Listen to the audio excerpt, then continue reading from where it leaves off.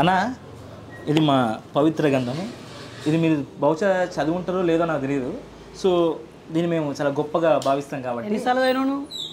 నేనా చదివానన్న, దాని గురించి మాట్లాడదాం.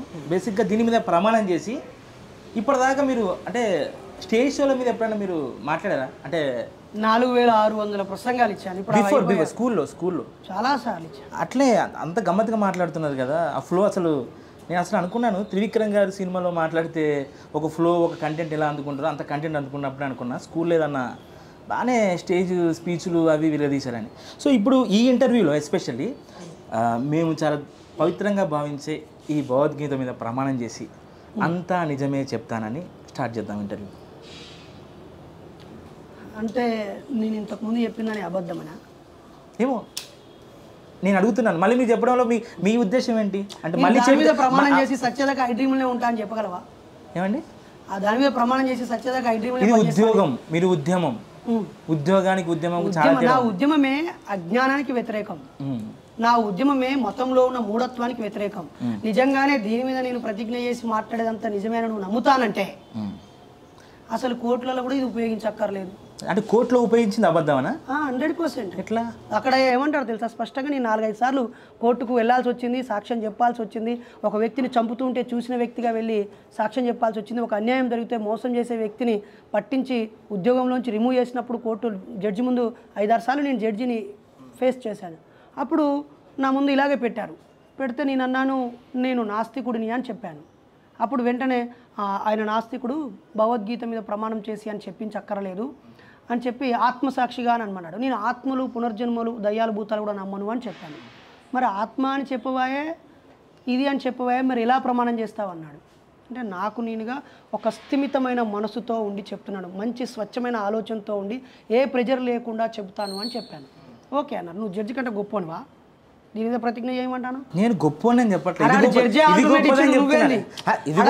ఆల్టర్నేట్ ఇచ్చిండు, నువ్వేంది దీని మీద ప్రమాణం చేయమని చెప్పడు. నేను నాస్తికున్నని తెలిసినా కూడా దీని మీద ప్రమాణం చేయమనంటే నీ మైండ్ లో ఏమున్నట్టు చెత్త ఏం లేదు. అసలు మీ చెత్త ఏంటో తెలుసుకుందామని, అది కంపోస్ట్ దాని ఎరువుగా మారుదాం, ఆ చెత్తను బయటకు తీసుకొచ్చి సొసైటీకి పనికొచ్చి ఎరువుగా మారుదాం అనుకున్నాను. ఫస్ట్ కులమతాలు, మలమూత్రాల వంటివి, వాటిని బయటికి తీసి ఎరువుగా మార్చి సమాజాన్ని బాగు చేయి. అసలు మీ గతం ఏంటి? అంటే ఇప్పుడు మీకు ఎంతనా వయసు? 41. అంటే ఒక 30 years బ్యాక్ అంటే మీకు అప్పుడు మీకు ఐడియా ఉంటుందా? 10 years అప్పుడు అంటే అప్పుడు మీరు మన ఇంట్లో కూడా బిలీవ్నెస్ ఉంటుంది కదా దేవుడు అంటే. తప్పకుండా. అసలు మీ లైఫ్ ఏంటి? అసలు మీ బాల్యం ఏంటి? అసలు మీ బాల్యంలో మీరు దేవుని నమ్మారా? 100% నమ్మిన. ఎటువంటి చేసేవాళ్ళు అప్పట్లో? అప్పుడు చిత్ర కథలు ఉండేవి. ఎట్లా? మట్టితో వినాయకుని చేసేది. సూపర్. వినాయకునికి పూలు తెచ్చి పెట్టేవాడిని. అప్పుడు ఒక ప్రత్యేకమైన చెట్లు పూలు పూసే చెట్టు సీజన్ అనమాట, రైన్ సీజన్లో అవి తీసుకొచ్చి పెట్టేది. తర్వాత ఆ పుస్తకాలన్నీ ఆ దేవుడి ముందు పెట్టి ఎంక ఏములు తాత కనక పళ్ళు కామన్ రూపులు అని చెప్పేసి మొత్తం పద్యం పాడేది. ఓం సరస్వతి నమో శుభ్రం వరదే కామరూపిణి విద్యారంభం కరిష్యామి సిద్ధింభవతి మే సదా. అన్నింటికంటే మేము పద్మశాలి అంటే ఒక రకమైన పూజారులుగా ఉండేది. మా తాతయ్య కూడా పూజారి.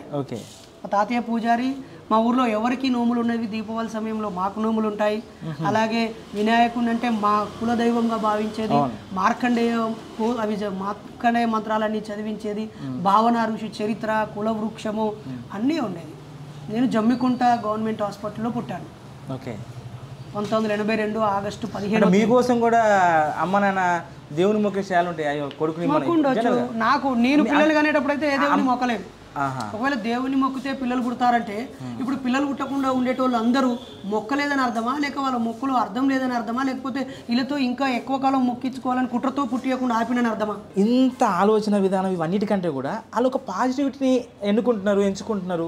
అంటే భగవంతుడు అంటే మాకు ఒక పాజిటివ్ ఎనర్జీ అని అనుకుంటున్నారు. మీరు ఎందుకు అలా అనుకునే వాళ్ళని నేను తప్పు పట్టలేదు ఎక్కడ.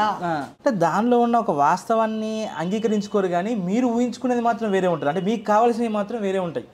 అంటే రెగ్యులర్గా ఇప్పుడు నువ్వు నమ్ముతావా కాలజ్ఞానాన్ని? నువ్వు నమ్ముతావా? నేను నమ్మడం పక్కన పెడతా. నువ్వు పక్కకు పెడతావు, నానేమో పక్కకు పెట్టుకుంటా పక్కన పెట్టుకుంటావు. పక్కన ఎందుకు పడవాలంటే మీరు చెప్తున్నారు కదా, మీ వాదన దైవత్వం లేదు, దేవుడు లేదు అనే వాదన నుంచి కాలజ్ఞానం అనేది ఒక దేవుడే రాశాడు, బ్రహ్మం గారు మాకు దేవుడు, ఆయన రాసింది మాకు వేదం. అస్సలే కాదు, ఆయన దేవుడు కాదు, ఒక గొప్ప ఆలోచన పరుడు, ముందు చూపు ఉన్నటువంటి వ్యక్తి, ఊహించినటువంటి వ్యక్తి. ఆ ఊహలే నిజం జరిగితే సంతోషం, నిజం జరగకపోతే పోతాయి. ఇప్పుడు మేము పిహెచ్డి చేసేప్పుడు మా థీసిస్కి ముందే సినాప్సిస్లో హైపోథీసిస్ రాయాలి, అంటే ఊహా పరికల్పనలు. అంటే నా పరిశోధన ద్వారా ఈ సమస్యని గుర్తిస్తానేమో అనుకుంటున్నాను, దీనికి పరిష్కారం దొరుకుతుందేమో అనుకుంటున్నాను, లేదా ఇలా చేయాలనుకుంటున్నాను, ఇది ఉంది కావచ్చు అని ఆలోచన చేసి ప్రయోగం అది పరిశోధన చేసి నేను అనుకున్నది జరగవచ్చు, జరగకపోవచ్చు. ఎందుకు ఇక్కడ నాకేమర్థమవుతుందంటే అన్న మీ గురించి మనం చిన్నప్పుడు పుస్తకాలు చదువుకుంటాం, పుస్తకాలు అందరూ చదువుకొని పరీక్షల్లో ప్రశ్నలకి ఆన్సర్లు రాసుకోవడం కోసం చదువుకుంటాం. కానీ అన్నీ ఏం చేసి పిహెచ్డి దాకా పుస్తకాలు చదివి అసలు సమాజాన్ని ప్రశ్నించడానికి వెతుక్కున్నాడు ప్రతిదాన్ని. అంటే నాకు అర్థం అవుతుంది, అంటే మీరు లైబ్రరీలో ఉన్నారన్నారు, ఉస్మానియా యూనివర్సిటీ లైబ్రరీలోనే కూర్చున్నారు. ఎన్ని గంటలు చదివేటోళ్ళన్నా? అలా అని కాదు, చాలాసార్లు క్లాక్ గుండ్రంగా తిరిగిన సందర్భాలు ఉంటాయి, డేట్ క్యాలెండర్స్ మారిన సందర్భాలు కూడా ఉంటాయి. ఈవెన్ జైల్లో కూడా 20 గంటలు చదివిన రోజులు ఉంటాయి. మొత్తం పుస్తకాన్ని మీరు విడిచిపెట్టారు అంతేనా? అసలు అక్కడ కూడా కనిపిస్తుంది, ఇది నా శరీరంలో భాగంలాగా ఫీల్ అవుతాను అన్న. ఈ పుస్తకాలు ఓకే, ఆ బ్యాగులో ఏముంటాయన్న? అసలు బ్యాగ్ ఏంటి అంటే మీ అంటే కమ్యూనిస్టా? కమ్యూనిస్టే బ్యాగ్ వేసుకోవాలి, స్కూల్ పోయే వాళ్ళందరూ బ్యాగులు వేసుకుంటారు. అంటే కలర్ చెప్తున్నాను అన్న, అంటే మీరు కమ్యూనిస్ట్ బ్యాగ్ వేసుకునే మహిళలందరూ ఆ కలర్ నేను అది గొప్ప విషయమే. నేను మీ కమ్యూనిస్ట్ భావాలున్న వ్యక్తిగా జనాలు అర్థం చేసుకోవాలని ఆ కలర్ బ్యాగ్ మీరు ధరించారా? నల్ల చొక్క ఇంటెన్షన్ ఏంటి? బ్రదర్, సమానత్వాన్ని కోరే వ్యక్తి కమ్యూనిస్ట్ అయితే 100% నేను కమ్యూనిస్ట్నే. బాబాసాహెబ్ జరిగిన మార్గంలో నడిచే వ్యక్తి అందరూ ఒకవేళ అంబేద్కరిస్ట్ అయితే నేను అంబేద్కరిస్ట్నే. నల్ల చొక్కాలు వేసుకున్న వాళ్ళందరూ నాస్తికులైనా నేను నాస్తికునే. నువ్వు అవునన్నా కాదన్నా నేను సమాజాన్ని కోరే వ్యక్తినే. ఓకేనా? ఈ బ్యాగు మరి అంత పెద్ద ముఖ్యమైన క్వశ్చన్ అని నాకు డౌట్. అంటే ఓకే, దానిలో ఏముంటాయి అంటే రెగ్యులర్గా థింగ్స్ అయినా ఇంకేదన్నా ఉంటాయి?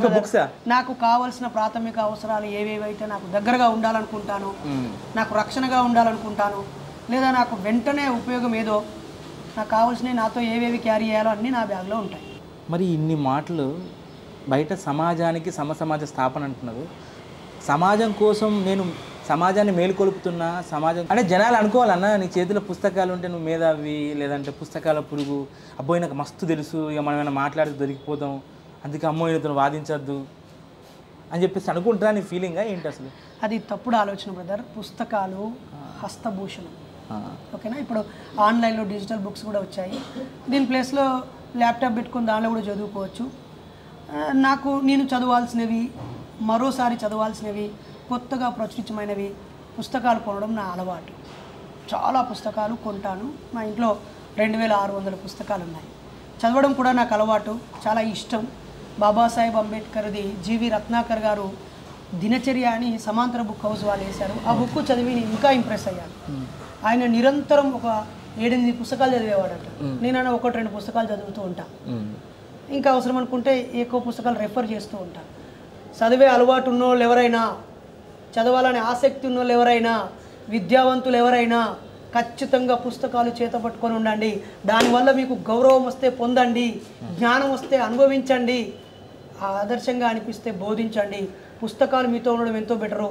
మీ రూములో తాగి పడేసిన సీసాల కన్నా, కాల్చి పడేసిన ఆ సిగరెట్ల పీకల కన్నా, ఉపయోగించని వస్తువుల కన్నా, అలంకరణగా ఉన్న ఆభరణాల కన్నా, అనేక జతల బట్టల కన్నా ఇవి ఉన్నవాడు ఎప్పుడు గొప్పవాడు. వాడు మతవాదైనా, మనువాదైనా, మారణ హోమం సృష్టించే దుర్మార్గుడైనా పుస్తకాలు కలిగి ఉండేవాడంటే నాకు చాలా ఇష్టం. ఇది సింబాలిక్గా వాంటెడ్లీ ఎస్ నా దగ్గర పుస్తకాలు ఉన్నాయని చూపించడం కోసమే పట్టుకుంటున్నాను. దీన్ని చూసి ఒక్కడన్నా మారి ఎస్ నేను నరేష్ అనే తమ్ముడిని ఆదర్శంగా తీసుకొని, నరేష్ అనే అన్నని ఆదర్శంగా తీసుకొని నేను కూడా ఇలా ఉంటానని అనుకుంటే say thanks to I dream.